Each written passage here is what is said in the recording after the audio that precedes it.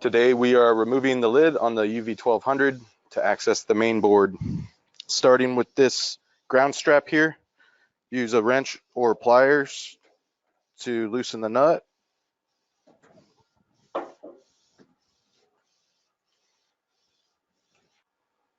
Ground strap is removed. Now there is a locking collar pin on the lid damper.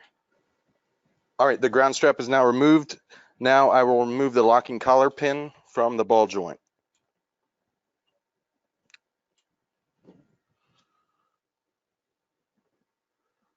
Set that somewhere where you're not going to lose it, and we'll go to the other side to remove that one.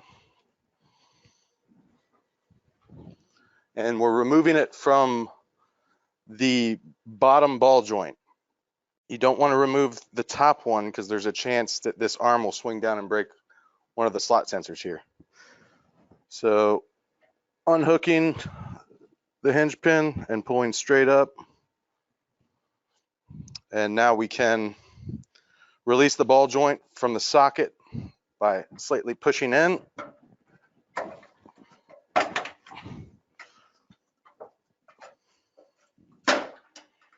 And have a friend do the other side or do it yourself.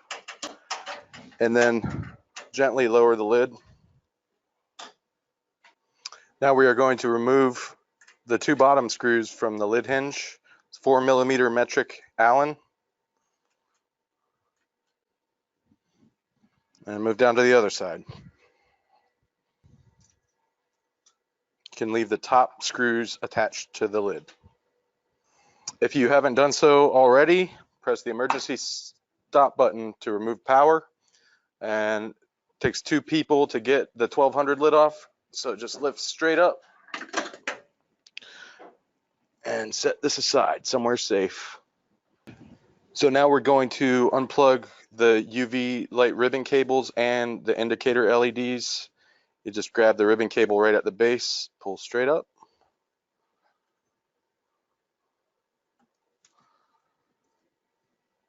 And on the indicator LEDs, you want to make note of which one goes where because they are not labeled here. So unplug and set aside. Now, the UV1200 does not have any screws holding this lid down. If you're dealing with the UV600, you will have some screws that you need to unscrew along this seam. Now, we need to undo these cables down here. They're just on some little sticky hooks. And now you are ready to remove the lid.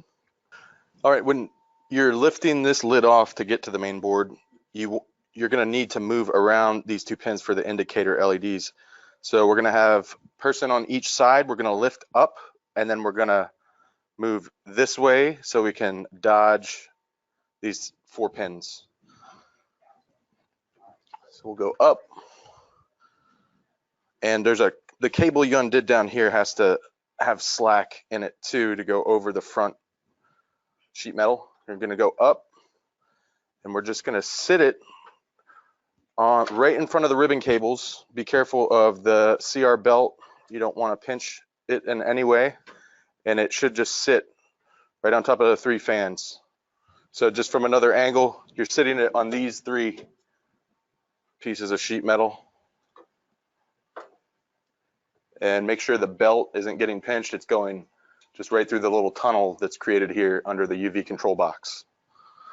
And now you have access to the main board and all the power supplies. So if you're going to change the main board, check the fuses, you can now do that. Okay, so now you have here the main board or motherboard, as some refer to it.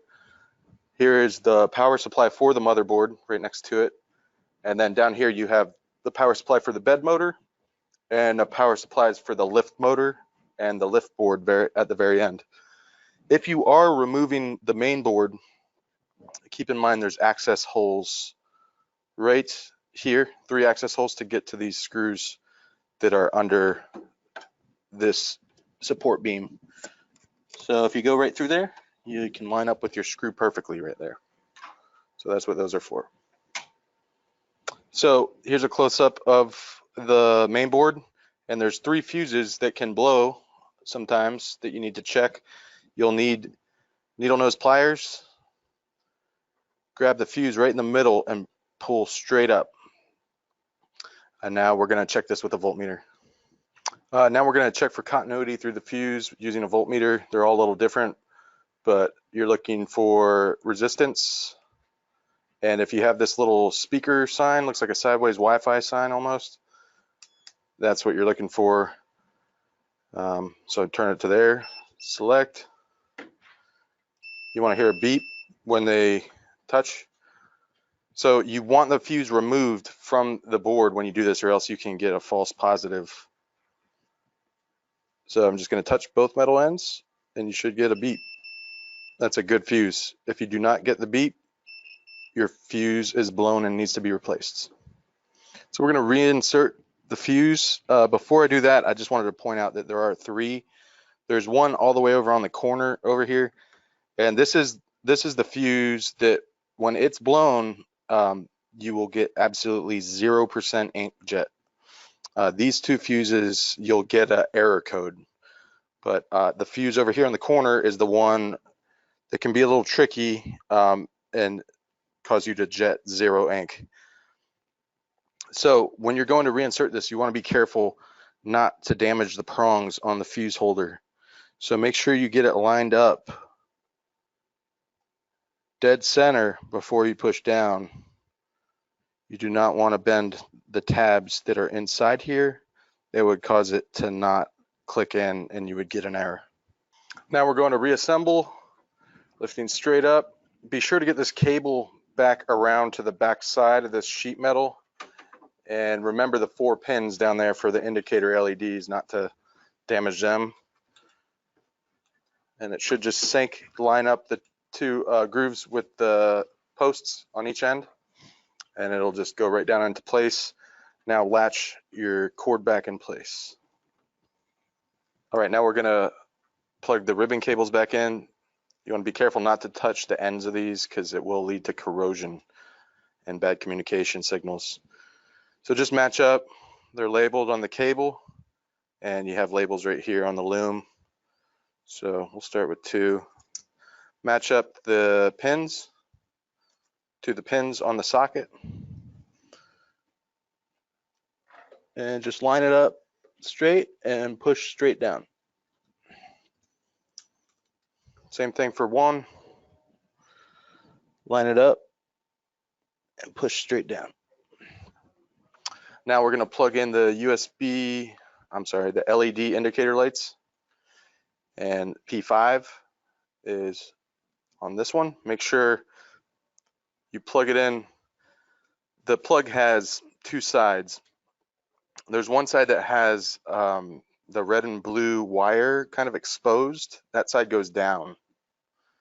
So we're going to do P5 on this side and P6 right next to it. Now we're going to reassemble the lid. You'll need a helper. Just go straight down on top, line up the control panel correctly, and just sit it on there. All right, now we're going to just simply put the hinge screws back on both sides. You might want to leave them a little loose until you get all 4 in, and then go back, tighten them down. Now we're going to reinstall the ball and socket joint for the lid damper. Just line it up, pull it towards you, and then you'll need to reinsert the locking pin on each side. And last but not least, we're reattaching the ground strap here and tightening the nut down like so, and we're finished.